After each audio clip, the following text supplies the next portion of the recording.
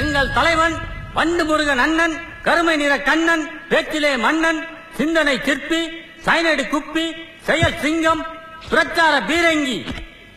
ஒரு வாரமானாலும் எதிரிகளை நேருக்கு நேராக சந்திக்கக்கூடிய போர்க்குணம் கொண்ட போர்வாள் என்று போற்றப்படும் எங்களுடைய வட்ட செயலாளர் வண்டு முருகன் அவர்களை இப்பொழுது உங்கள் முன்னே வீர உரையாற்ற வருமாறு அழைத்து உங்களிடமிருந்து விடைபெறுகிறேன். நன்றி, வணக்கம். வாங்கினேன் போடா, பேசும்போது அதெல்லாம் படுத்துறது. ஐயோ, நம்ம மைண்ட் அங்க போகுது.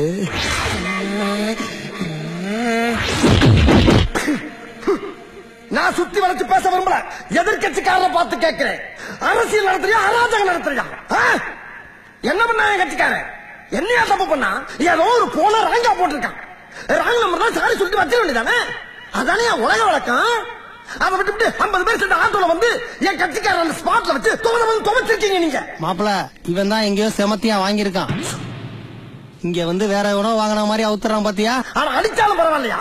போன வர சின்ன பிள்ளைலாம் விட்டு இவனை அடிச்சு பழகினாலும் வேற அசிங்கப்பட்டிருக்கீங்க நீங்க. பழம் இருக்குது என்ன பாடியா இல்ல பள்ளிக்கூடமா? ஏதோ அந்த பையன் பாடியில எனர்ஜினால எஸ்கேப் ஆயிருக்காயா? ஒண்ணு கிடைக்க ஒண்ணு ஆயிருந்தா இந்த கட்சியை யாரு காப்பாற்றுறது? அவன் ஃபேமிலி யாரு மெயின்டைன் பண்றது? இவ்வளவு குஜராத்ல கூட இப்படி ஒரு சம்பவம் நடந்துச்சு. இதே பையனை ஒரு கட்சிக்காரன் கொண்டு போய் வச்சு அடிக்கிறாயா?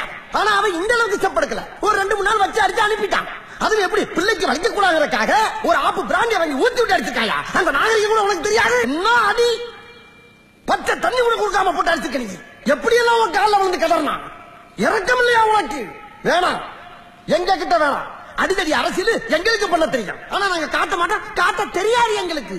ஒன்னே எச்சரிச்சுக்கிறேன், என் கட்சி தொண்டரின் காலிலே இருக்க சுண்டு வழியில ஒரு குண்டுமணி அளவு ரத்தம் வந்தாலும் சரி, எதிர்கட்சிக்காரன் தலை தோரணம் கட்டி தொங்கவிடும் என்பதை எச்சரித்துக் கொள்கிறேன்.